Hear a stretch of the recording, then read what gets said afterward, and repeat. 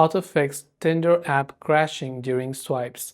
Hey everybody, welcome to the channel. In this video, we're going to learn how we can fix if our Tinder application is crashing during the swipes. So without any further ado and delay, let's get started with today's video.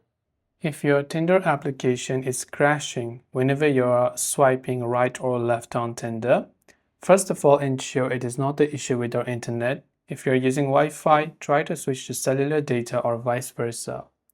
If you're using the application on Android, long press the Tinder application icon until you see the pop-up, where you can tap on the eye icon, which will take you to the app information page. These options can be found on any Android device. From here, you can scroll down to the Storage tab and make sure to clear the cache files. If possible, you can also try to clear the data, but remember that clearing the data will log you out of your account, so you have to re-log in again. After you've done that, go to your Play Store or your App Store, check if your Tinder app is updated to the latest version.